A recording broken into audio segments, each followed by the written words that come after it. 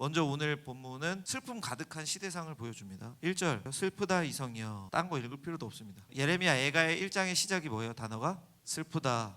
예루살렘을 보며 울고 있습니다. 남유다가 망한 상황을 보며 울고 있습니다. 예레미야 애가는 포로기, 바벨론에게 멸망당한 이후에 포로기가 좀 한참 지나서 쓰여졌다고 학자들이 이야기하는데, 망한 예루살렘을 보며 망한 남유다를 보며 울고 있습니다. 내용이 되게 슬퍼요. 사람이 많았으나 이제 없고, 큰 나라였는데 이제 가부같이 되었고, 여왕 공주였던 높은 위치인데 노예의 종처럼 모든 것이 무너져 내린 상황을 지금 겪고 있습니다. 그래서 슬프다 하는 거예요. 근데 2절 말씀 보니까 이런 상황 속에 밤에 슬피 울어서 눈물이 뺨에 흐르고 있고요. 친구들이 다 배반하여 원수가 됐고 위로해 주는 이도 없습니다. 3절은 포로가 되어서 이제 핍박하는 이들에게 고통을 받는다고. 4절 보니까 사람들이 많았던 곳에 사람이 없고 제사장과 처녀들이 근심하고 한숨을 쉽니다. 6절에서는 딸 시온의 모든 영광이 떠나갔고 지도자들은 달아났다 하고, 7절 보면 돕는 자가 없고 대적들이 멸망을 비웃고 있습니다. 이렇게 오늘 본문은 참담하기 그지없는 상황 속에서 부르는 애가 슬픔의 노래를 부르고 있습니다. 마치 장송곡을 부르는 것처럼 이렇게 멸망당한 예루살렘 앞에서 남유다를 보며 괴로워하고 슬픈 마음을 토로하고 있는 것입니다. 근데 우리가 아까 읽어본 것처럼 모든 내용이 다 이런 슬픔과 아픔과 고통과 가슴 아픔을 얘기하지 않습니까? 여기서 우리가 무엇을 묵상할 수 있을까요? 사람들은 이런 고통이 찾아오면 좌절하고 문제를 바라보고 또 문제에 둘러싸여서 아예 문제 속으로 들어가 버리죠. 문제 앞에서 슬퍼하고 절규합니다. 우리도 어려움이 닥치면 그 어려움을 빨리 해결됐으면 좋겠다. 그러면서도 동시에 그 아픔 속에서 괴로워하죠. 옆에 있는 사람들과 나누기도 하고 하나님께 기도하기도 합니다. 근데 오늘 본문은 우리에게 중요한 것을 알려줍니다. 5절 같이 읽어볼까요? 그의 대적들이 머리가 되고 그의 원수들이 형통함은 그의 죄가 많음으로 여호와께서 그를 곤고하게 하셨음이라. 어린 자녀들이 대적에게 사로잡혔도다.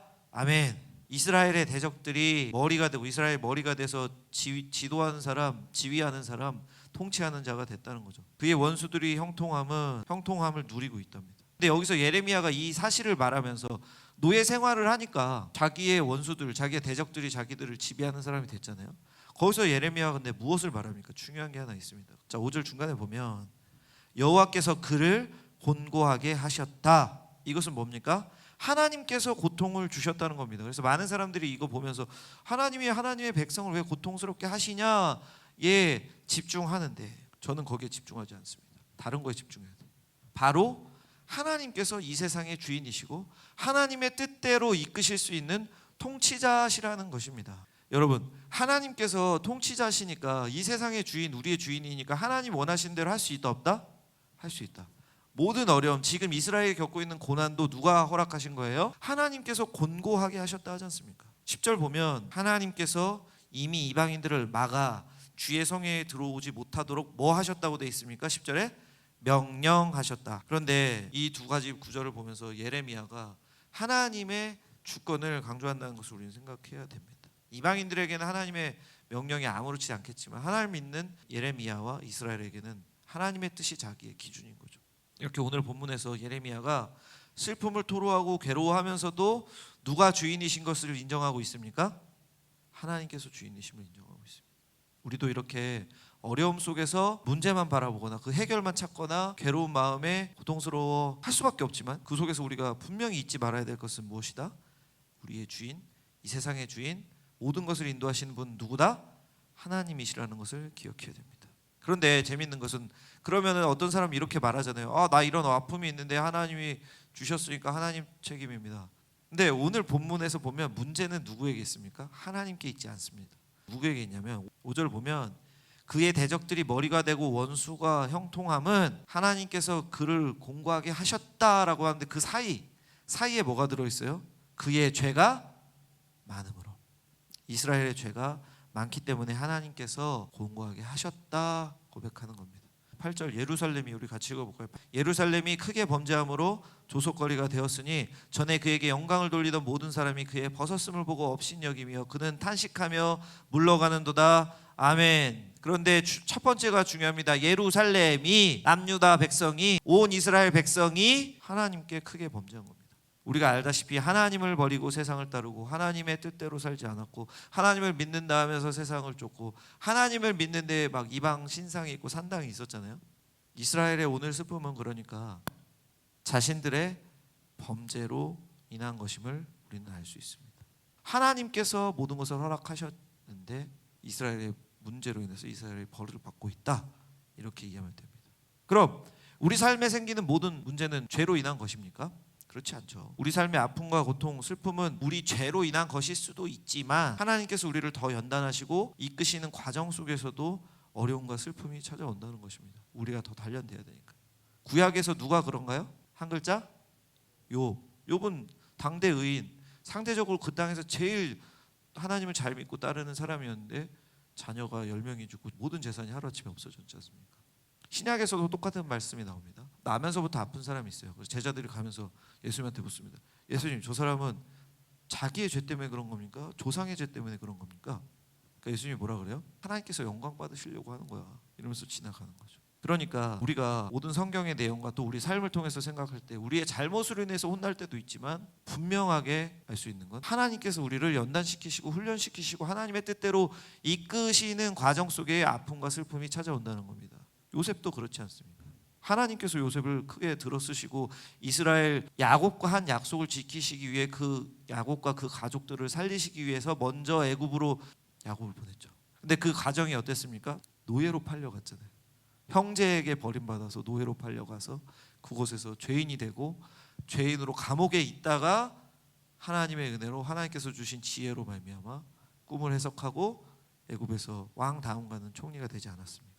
그러니까 우리는 오늘 본문에서 하나님께서 하나님의 뜻대로 이끄시는데 그 속에 우리의 슬픔과 어려움도 포함되어 있다. 어떤 사람은 하나님 믿으면 너무 잘 된다고만 생각하는데 그렇지 않다는 거죠. 어려움과 슬픔 속에서 우리가 믿음이 더 굳건해지고 더 하나님을 의지하게 되고 하나님의 역사를 우리가 깨달아가는 과정이 우리에게 있다는 것입니다. 그런데 동일하게 중요한 거, 아니 부속적인 거, 하나님이 주인이신 게 제일 중요하죠. 그 다음으로 중요한 게 뭐냐면 바로 이 하나님의 징계 앞에서 하나님의 뜻대로 이끄시는데 오늘 예레미야는 징계라고 자기들이 범죄에서 받는 어려움이라고 고백하고 있잖아요. 그럼 하나님의 심판과 분노와 징계가 쏟아부어지는데 예레미야는 무엇을 하고 있냐는 거죠. 눈물을 울고 있습니다.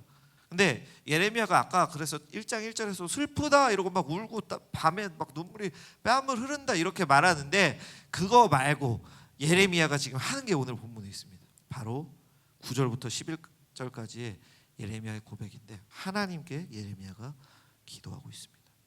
9절 하반절에 여호와여부터 11절에 돌보시옵소서까지를 예레미야가 하나님께 올리는 기도라고 학자들은 해석하는데 이게 수미상관적인 부분이 있어요. 뭐 원어로 볼 때는 온전히 수미상관이 되진 않지만 표현으로는 수미상관이 됩니다. 9절에서 여호와여 원수가 스스로 큰 체하오니 나의 환난을 감찰하소서. 11절 마지막 읽어볼래요? 나는 비천하오니 여호와여 나를 돌보시옵소서. 지금 나를 감찰하소서와 나를 돌보시옵소서가 같은 의미입니다. 하나님 나를 보아주시옵소서. 하나님 나를 주목하여 주시옵소서. 이것이 오늘 본문이 알려주는 굉장히 중요한 내용입니다. 우리는 어떻게 해야 된다는 거예요? 어려움 속에서, 슬픔 속에서 하나님이 주인이심을 기억하고 이 또한 하나님께서 허락하신 것임을 기억함과 동시에 하나님께 아뢰라는 겁니다. 이 세상에 모든 사람들은 아픔을 겪습니다. 그런데 하지만 오늘 예레미야처럼 하나님께 기도하고 하나님이 주인이심을 기억하며 하나님의 돌보심을 구하는 사람은 많지가 않아요. 안타까운 것은 사람들은 어떻게 합니까? 심지어 여기 있는 여러분들도 똑같아요. 우리에게 어려움이 찾아오면 먼저 우리는 뭘 합니까? 사람에게 이야기하려고 하죠. 사람들은 믿음이 있건 믿음이 없건 내가 뭘 받길 원하는 거야? 위로 받길 원하고 내 마음을 누가 알아줬으면 좋겠고 누군가 내 얘기를 들어줬으면 좋겠고 또 나에게 따뜻한 힘과 위로를 줬으면 좋겠는 거야. 내 편이 있었으면 좋겠는 거야. 그런데 정말 중요한 것은 우리가 하나님께서 허락하시는 고통과 하나님께서 주시는 어려움을 당하잖아요. 그러면 정말 큰 어려움 당할 때 우리를 위로하는 자가 없어진다는 것을 본문이 알려줍니다. 2절 보면 나를 사랑하던 자들 중에 위로하는 자가 없다. 내 친구들은 다 배반하여 원수가 되었다 합니다. 7절 보니까 대적의 손에 백성이 넘어가도 돕는 자가 없다고 합니다. 8절에서 나에게 영광을 돌리던 이들이 이제 업신여기 여기고 있다. 예루살렘과 남유다를 칭찬하던 사람들이 다 물러가고 9절에서는 위로할 자가 없구나 말하고 있습니다. 이것은 바로 고난 속의 욥과 같은 거예요. 욥이 고난을 당할 때, 하나님의 시험을 받을 때 그의 와이프가 하나님을 저주하라면서 욥을 비난하고 아이 멍청한 놈 이러지 않았습니까? 하나님의 사람들이 어려움을 겪을 때, 하나님의 사람들이 연단의 과정을 겪을 때, 하나님의 사람들이 징계를 받을 때 그 사람을 위로해 줄 리는 아무도 없다는 것을 기억해야 되고, 정말 나아가서 누구? 예수 그리스도께서 우리를 살리실 때, 십자가 형벌을 받으실 때 모든 사람들이 예수님을 저주받을 자라고 조롱하고 십자가에서 내려와 보라고 놀리고, 심지어 예수님의 제자들마저도 예수님을 떠났어요. 그리고 예수님께서 마지막에 하나님과의 단절을 겪으며 엘리 엘리 라마 사박다니, 아버지여 아버지여 어찌 나를 버리시나이까 라며 예수님께서 이 단절의 최고의 모습을, 정말 제일 심한 단절을 겪은 모습을 보여주고 계십니다. 우리도 똑같다는 거예요. 우리가 어려움을 겪을 때 사람을 찾지만 결국 그 사람이 주는 위로는 완전하지 않습니다. 그리고 언젠가 우리가 기대던 사람들은 나를 도울 수 없고 그 사람들은 떠나갈 수밖에 없다는 것을 우리는 기억해야 됩니다. 우리는 어떻습니까? 우리에게도 어려움과 슬픔이 찾아옵니다. 이럴 때 우리는 어떤 해결책을 찾고 있습니까? 주변 사람들을 통해 도움을 받고 위로받으려 합니까? 아니면 법과 규칙과 관습을 통해서 옳고 그름을 따지려 듭니까? 본문은 우리에게 하나님을 믿는 사람에게 슬픔이 없다고 말하지 않아요. 하나님을 믿는 사람에게 슬픔과 어려움과 징계가 찾아올 수 있지만 그때에 어떻게 하라고 합니까? 천지의 주관자, 우리의 주인이신 하나님을 기억하라. 그리고 그 하나님께 하나님 나를 돌봐 주시옵소서, 나를 위로해 주시옵소서, 나를 주목해 주시고 나를 구해 주시옵소서라는 기도를 하나님께 드리라고, 하나님을 의지하라고 말씀하고 있습니다. 바라기는 저와 여러분은 오늘 이 말씀을 기억해서 어려움이 많은 세상, 그때 우리는 어떻게 해야 된다? 하나님께 기도해야 됩니다. 하나님의 해결을 구하시고 하나님께서 주시는 위로와 평안을 구하시고 하나님께서 베푸시는 놀라운 기적과 역전의 손길을 구하셔서 어떤 어려움 속에서도 세상이 줄 수 없는 평안을 누리고 예수님께서 이미 완성하신 구원을 누리며 아버지와 동행하고 아버지의 도우시는 손길을 경험하는 저와 여러분 되시기를 주님의 이름으로 축원합니다. 아멘.